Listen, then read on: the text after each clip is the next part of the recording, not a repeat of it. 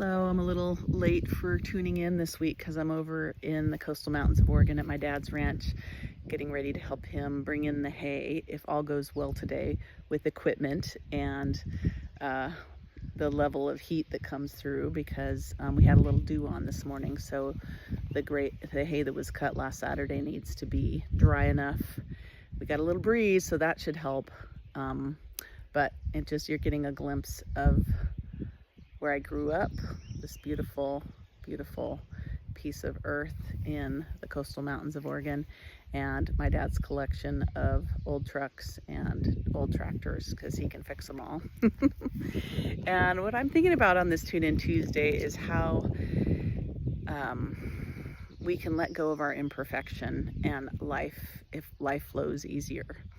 If we can just be present for what is instead of what we want it to be like, it's a lot easier. It's less stressful. It's less, we experience less internal pressures and external pressures as we accept what is.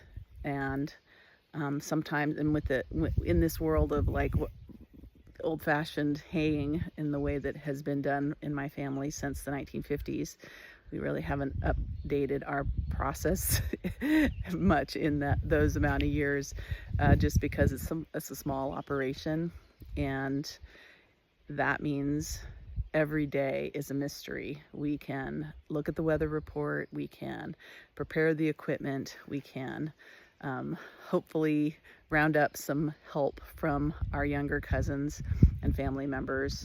But until we wake up in the morning, we don't really know what the day's going to turn out like. So this morning we woke up and it was actually all clouded in, and because we get the coastal mist here, and there was dew on the windshield of my car, and I was like, oh no.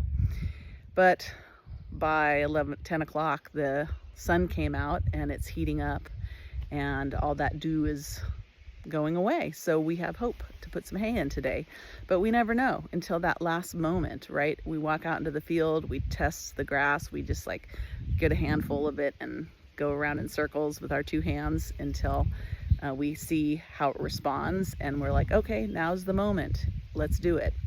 And I think that's what we need to be more conscious of in our lives nowadays, because we expect ourselves to